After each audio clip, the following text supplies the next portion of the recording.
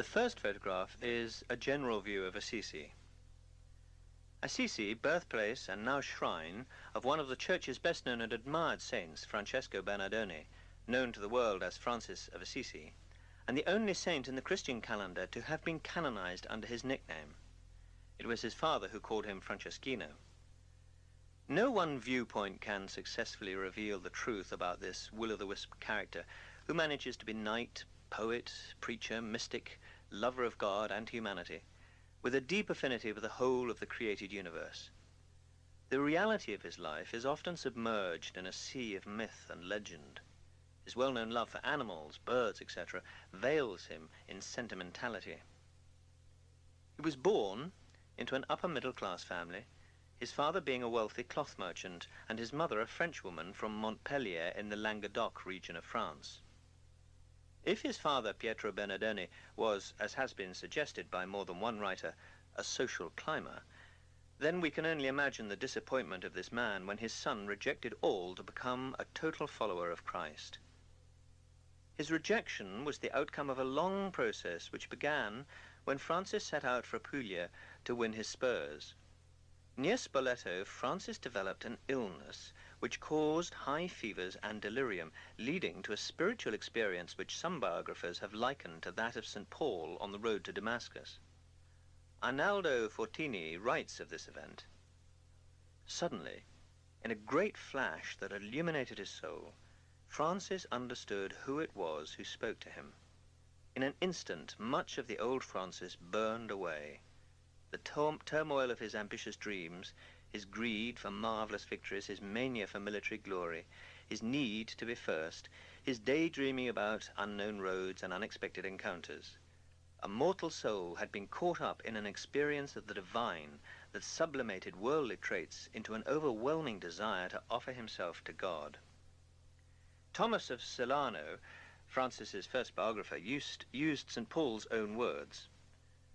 "Since we live by the Spirit, let us follow the Spirit's lead. Let us never be boastful or challenging or jealous toward one another." From that day, Francis's character changed dramatically.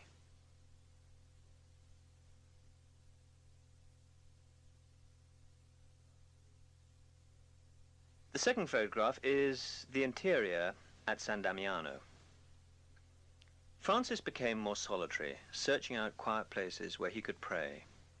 He came, on one occasion, to the small ruined church of San Damiano, lying in the valley between Assisi and River Torto. On entering the church, he prayed that he might be given light in the midst of all his darkness.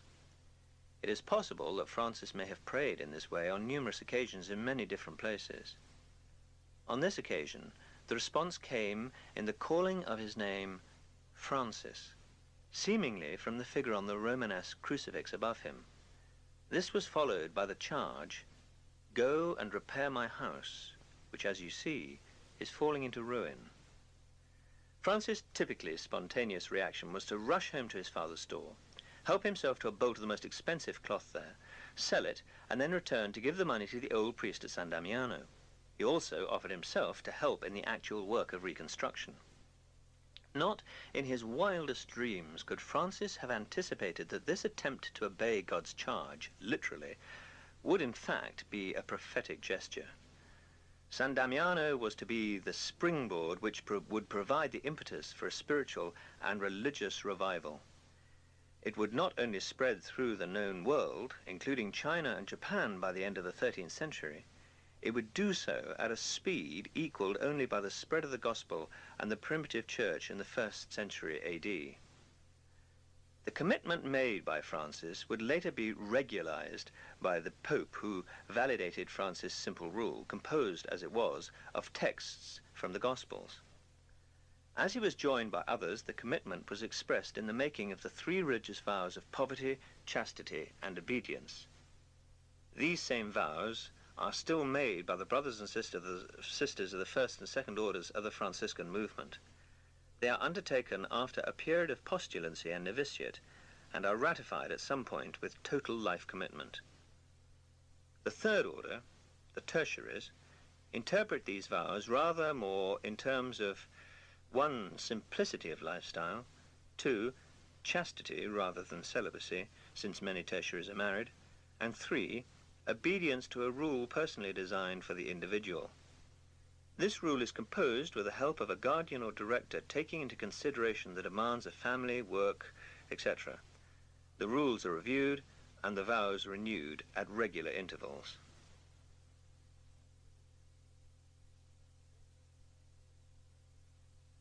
The third photograph is a fresco of Francis and his father by Giotto. The behavior of Francis at this time provoked a variety of reactions. The citizens of the city believed him to have lost his reason. His father was livid. Pietro Bernardone, using his legal rights, had his son shut up in a cell in his house. Francis refused to apologize or give up his new life. Francis claimed he was not answerable either to his father or to the city consuls, but only to the bishop. He expressed his claim with the words, "I shall appear before the bishop because he is the father and lord of all souls." Artistically, Giotto's fresco of Francis delineates the separation of the two halves of Francis's life. On one side stand Pietro, his father, and the townsfolk, on the other the bishop and other clerics. Francis is the central figure. Having been accused by Pietro of stealing, that is, of stealing the cloth and horse sold at Foligno, Francis hands back even the clothes he was wearing, another prophetic action. He accompanies the action with the words, "Up until today I have called Pietro Bernardone my father. For the future I shall say, Our Father, who art in heaven." It would seem that Bishop Guido had a presentiment that in this strange event some solemn act in the purposes of God had been fulfilled. He later wrote of it as part of the universal drama of troubled humanity, in which Francesco Bernardone had been ordained by God to play a special role. Whatever his understanding, the bishop, as if fulfilling some rite, removed his own elaborate mantle and placed it around the naked Francis, enveloping his vulnerability in the power and protection of the church. Minutes later, that mantle was replaced by the rough, homespun tunic of a farmhand on which Francis chalked a large cross. He, who was to call poverty his lady and claim her as his bride, had embraced the poverty of Christ crucified. The Giotto fresco encapsulates the constant struggle between secular and sacred, state and church, family demands and religious vocation, the call of a material world and the call of God.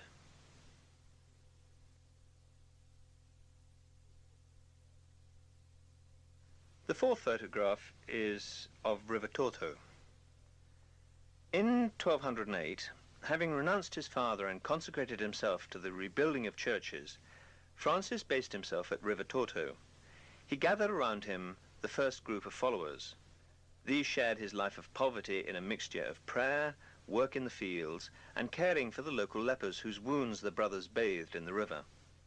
The little band here had its first taste of the humiliating experience of begging. River Torto was the name given to the tortuous river flowing from just below the mountain road of Assisi to Panzo. The shack was on the stretch of river between Saletti and Bassiano. During the day they went into the fields helping the local farmers. At night they spent long periods in prayer before a plain wooden cross. Francis noted the assigned places for each to sleep by making a chalk mark on the beams overhead.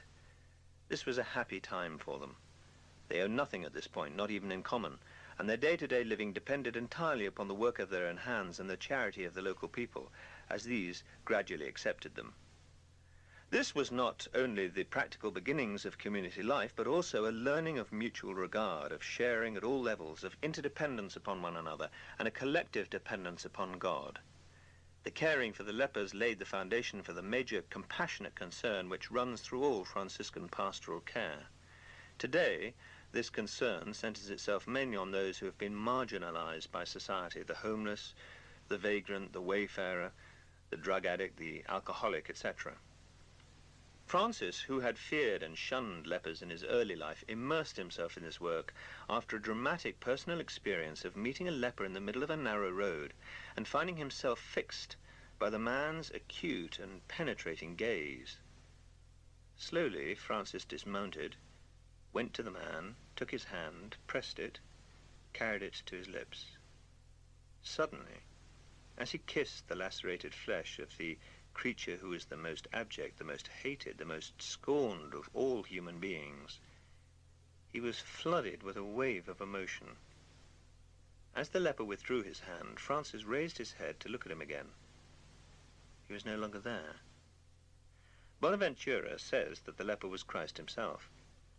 Whatever the truth of the leper's identity, the experience was so important to Francis that, in his testament, he dates the events of his life before and after this event.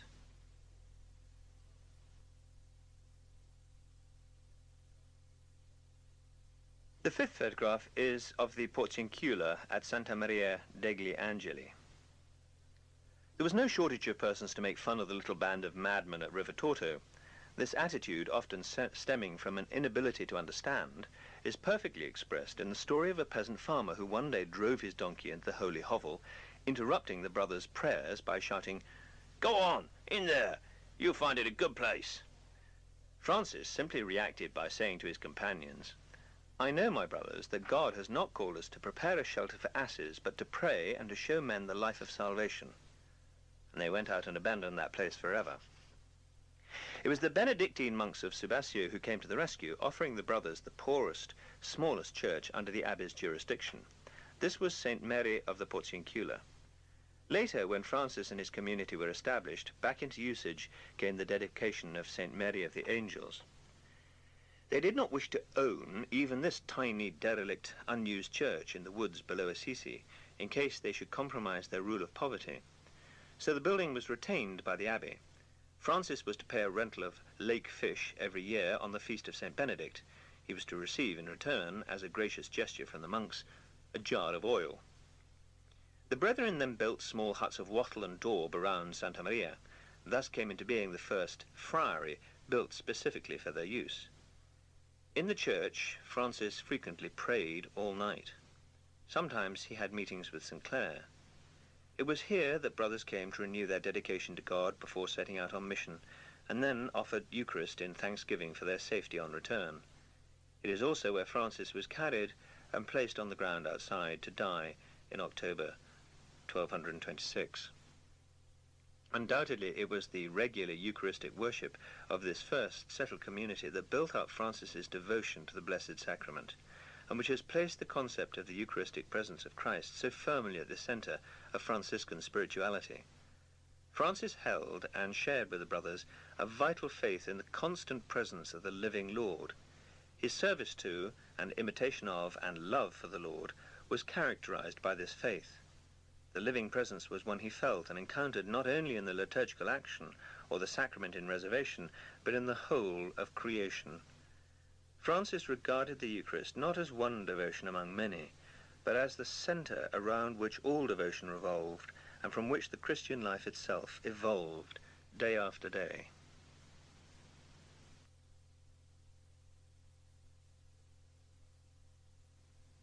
The sixth photograph is of the carcery. Situated on the side of Monte Subasio is a hermitage, the carcery, literally meaning the cells. It hangs precariously to the mountainside. Further around the mountain towards Spello was the most important Benedictine monastery in the whole Vale of Umbria, that of San Benedetto, which from the very first had opened its doors to Francis and welcomed his yearning for meditation and prayer. A papal bull of Innocent III, dated 12th of May 1198, lists this monastery as being under his direct jurisdiction, so it is perhaps not too fanciful to think that his influence helped the abbot and monks of San Benedetto to offer Francis and his brethren the tiny church which is now the heart of the carcery building. It became the place where they could meet together to celebrate Mass, say the office and other devotions, while at the same time living as solitary and silent a life as possible in the caves and grottos where each might be alone at night and for most of the day. Descending from just above the carcery down to the valley floor runs the stony trough of the Rigo Secco, meaning the dry stream, so named because there is now no water in it, and its gravelly bed takes a course through the gorge between the two mountains. Tradition claims that it went dry through a miracle of St. Francis, who, while meditating with brothers at the carcery, found that the rushing torrent broke their concentration. The tiny cavern, which Francis is said to have used as his cell, can still be seen. The inner part, which now contains a tiny altar, is quite dark. He suffered from a complaint which made his eyes very sensitive to bright sunlight. The carcery is the perfect setting for meditation, prayer, and silence. Here one may learn to be still and know that I am God. As the early brothers became more known and accepted as holy men of God, so the demands on their time as preachers and counselors became more numerous. Like others before them in religious life, they discovered the need for regular periods of withdrawal into silence and solitude. All Franciscans still maintain this practice of regular retreat and are themselves often used as retreat conductors. Third Order members are required by rule to attend at least one retreat each year. They see this not simply as an imposed discipline, but as an opportunity to reflect upon God and His Word and to re-center Christ in their own lives. They recognize that this can only be done with any real effect, away from the pressures and expectations which stem from the busyness of their everyday working lives. First Order members also, even though living in community with a daily customary allowance for set times of prayer, still recognize this special need for silence, withdrawal, and personal space which the periods of retreat provide.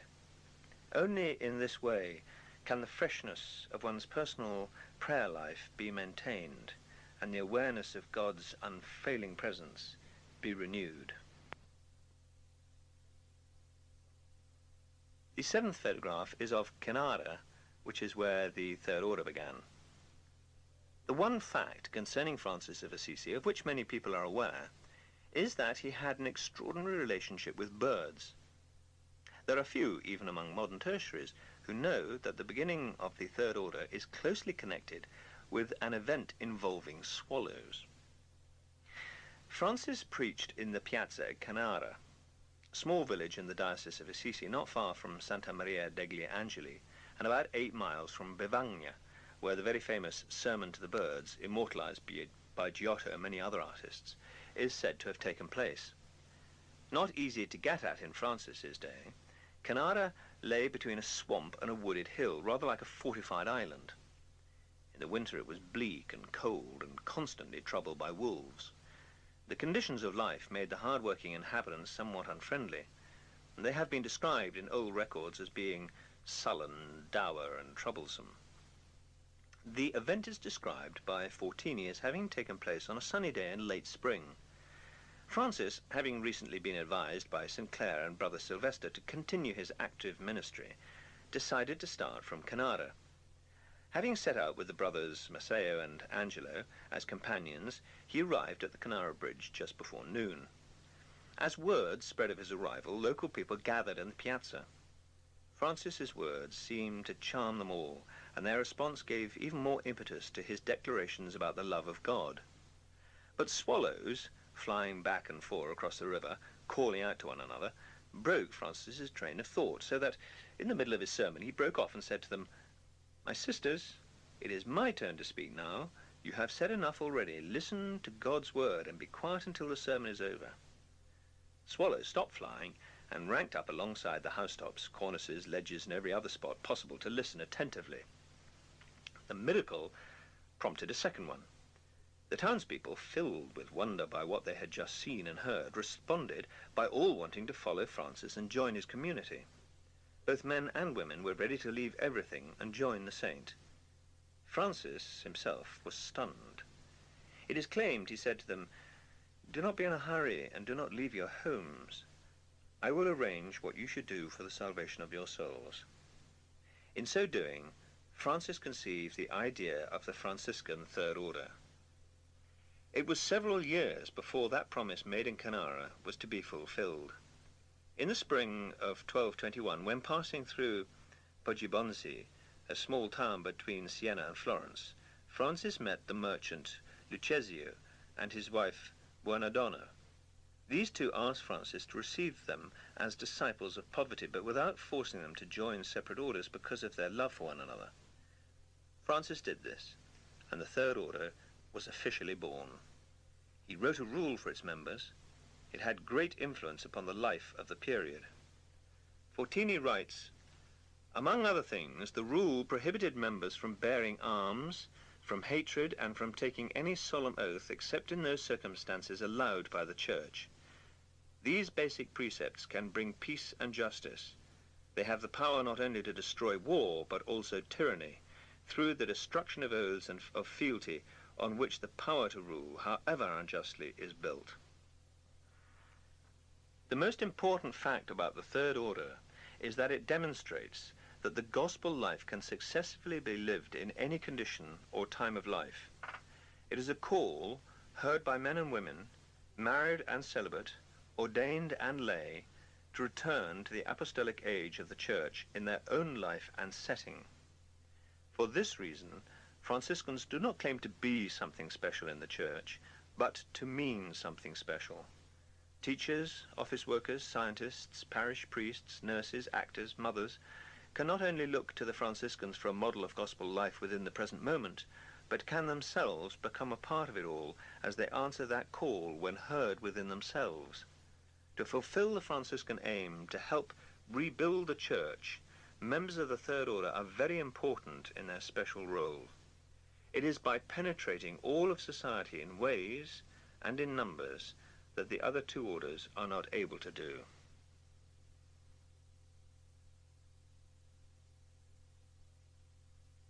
The eighth photograph is Mount Alverna. This is the interior of the chapel of the Stigmata of St. Francis, perched high on the top of the mountain known as Laverna.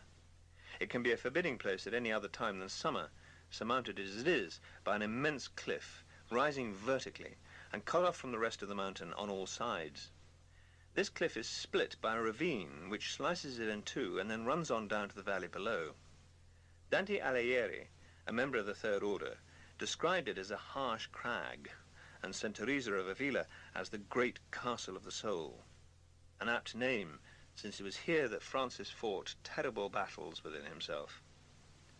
Laverna was a gift made to Francis and his friars for all time by one Count Orlando of Chiusi on the 8th of May, 1213, after hearing Francis preach. It was a spontaneous act of generosity from someone who was overwhelmed by his meeting with Francis and the words he heard spoken by him. It was, however, 2 years before Francis was able to visit the mountain hermitage and stay there for a while. After the first visit, he is believed to have stayed there at regular intervals until his 6th and last visit in 1224. It was his plan to spend a special 40 days of fast from the 15th of August, the feast of the Assumption of the Blessed Virgin Mary, until the 29th of September, the feast of St. Michael. He and the other brothers with him arrived at the mountain just after first vespers of the feast on the 14th of August, and his fast began the following day. Francis, feeling that the small hut used by the friars was not sufficiently isolated, withdrew to a spot on the other side of the ravine, with a log placed across the chasm to serve as a bridge. Here he meditated on the narratives of Jesus' passion. On the second night before the feast of the Exaltation of the Cross, the 14th of September, Francis was offering a prayer which he had composed and which he used regularly. My Lord Jesus Christ, I pray you to grant me 2 graces before I die.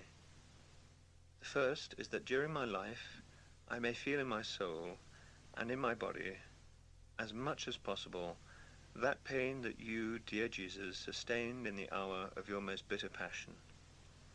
The second is that I may feel in my heart, as much as possible, that great love with which you, O Son of God, were inflamed in willingly enduring such suffering for us sinners. God's response was the Stigmata. So writes Arnaldo Fortini, Francis suffered anguish from the wounds. His hands and his feet looked as though they had been pierced by nails. The wounds in his side was like one made by a lance. Blood constantly flowed from it and clotted on his habit. He was forced to confide in some of his brothers, his companions during the crusade, Brother Illuminatio and his favorite disciple, Brother Leo. Leo had the duty of changing the bandage on his side nearly every day. Francis wore one over the wound until his death. This mysterious event is celebrated every year on the 17th of September in the festival of the Stigmata of St. Francis, a feast day second only to that of his death, the latter being celebrated on the 4th of October. The Stigmata emphasizes the centrality of the cross in Franciscan spirituality. During his own lifetime, Francis permitted his brothers to preach only two subjects. One, penance for the sins of the whole world, which caused the crucifixion of Christ, and two, the cross, as the means of forgiveness and the vehicle of the world's redemption. Thomas of Celano, in his treatise on miracles, writes, he, i.e. Francis, wanted to surround himself with a cross, and therefore he chose a penitential habit made in the shape of a cross. His body was to be clothed exteriorly with the cross of Christ, just as his soul had been interiorly clothed with it. And once again, the Roman Catholic secular Franciscan manual adds the perfect comment. Thanks to Christ, suffering is no longer a stumbling block. It can become a fuel for love. But if the affliction which continues to plague us because of our own sins is to become redemptive, it must be transformed by love. It must be freely and voluntarily accepted as Christ's was.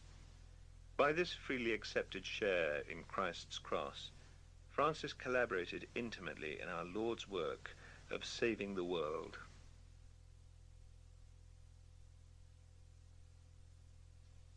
The 9th photograph is of the Basilica of St Francesco.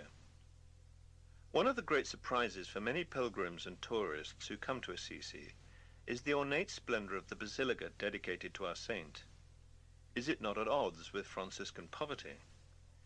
It is a superb structure. Together with the Sacro Convento, the central friary of the conventual friars in Italy, it forms quite a large part of the tiny mountain city.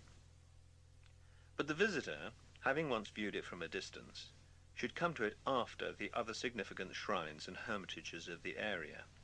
In this way it reveals, as it is meant to, the glory of Francis after death. This remarkable architectural complex, standing on a hill slope and with enormous buttresses seemingly preventing it from toppling to the valley floor, is a remarkable work of faith on the part of Brother Elias. Elias was elected minister of the order at the famous Chapter of Mats held in 1221. Tradition claims that, having dismissed two sets of architects and builders who stated that the basilica would be quite unable to stand for very long if built to his design, Elias then supervised the construction of it himself. It was started just after Francis's death in October 1226 and was consecrated less than 2 years later in early 1228. Some of the great blocks in the master wall were given to Elias by members of the Sanguino family, one of whose houses had been demolished in a battle between two factions in the city. The basilica, built exactly as Elias decreed, has stood for almost 800 years, and during that time has withstood 2 major and a number of minor earthquakes. Francis's body was not actually moved here until 1230, from its temporary resting place in the little church of San Giorgio, now incorporated into the Basilica of Santa Chiara as the chapel of the Blessed Sacrament. The basilica consists of 2 main churches, one above the other, and contains many things which pay tribute to the saint. Most of the great artists of the day flocked to the city in the 150 years after Francis's death, and were commissioned to create stained glass, sculptures of stone and clay, ceramic tiles and other objects, marvellous woodwork like the marquetry and the choir stalls, and above all to paint the walls with frescoes. Many of the early frescoes, those in the lower basilica and the higher levels of the upper basilica, were executed by artists unknown. Others, like Semambu, Pietro Lorenzetti and his brother Ambrosio, and Simon Martini, are all immediately recognized names, and the frescoes they painted are well known. The most famous cycle of pictures is that of the upper basilica, frescoes painted by the school of Giotto. As with any notable figure, the problem with such a pictorial record as the Giotto frescoes present is what to include and what to leave out. Francis's deep spirituality, which finds and praises God in all of creation, brought him close to being accused of pantheism by some of the more conservative churchmen among his contemporaries. His idea of total liberty being attained by perfect poverty led to his being compared with Peter of Valdes, founder of Valdensians, later declared to be heretics. St. Bonaventura, when Minister General, ordered the destruction of early biographies of Francis by Thomas of Solano, and then produced what is known as the Major Legend, which sets out to make Francis acceptably respectable. The Giotto scenes have been selected from incidents recorded in Bonaventura's work, and considered suitable of this great monument to Francis.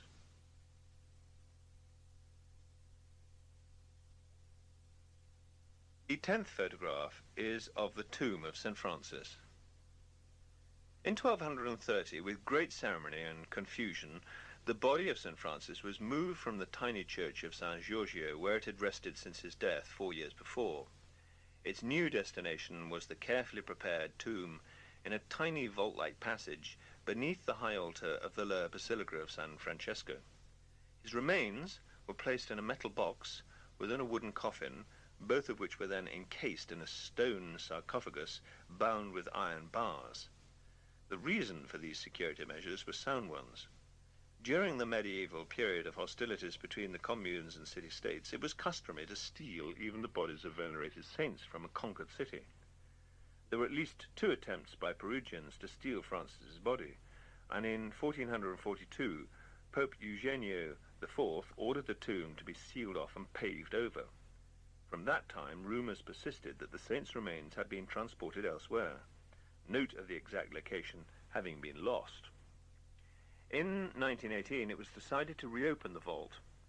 After 52 days of slow, careful excavation, the sarcophagus was relocated on the 12th of December. The vault was opened out into a chapel which in 1925 was extended and redesigned in its present simple style, very much in harmony with the lower church, from which 2 flights of steps now allows visitors to enter the crypt. The work took 7 years to complete, since it meant cutting out of solid rock. The body remains in its sarcophagus in very nearly the original position, supported and held in place now by a central pillar, in front of which stands the altar. In the walls of the narrow transepts of the chapel are set 4 niches behind barred grilles. These contain the remains of 4 of Francis's companions, with whom he shared a particular closeness: Rafino, Matteo, Leo, and Angelo. Above the point where the 2 flights of steps meet hangs a large old votive lamp, a gift from the communes of Italy to their patron saint, an honour shared by Francis together with St. Catherine of Siena. Oil for this lamp is provided by a different commune each year, and a boy and girl, teenagers dressed in the distinctive costume of the commune from which they come, present the oil, together with bread and wine, at the offertory during the Mass on St. Francis's Day on the 4th of October. The crypt and the tomb it contains are great points of pilgrimage, drawing thousands each year, and attracting many who would not claim to be Christian, but who have been inspired in their own lives by the example and grace-filled lifestyle of Francis. Only the body of Francis lies here.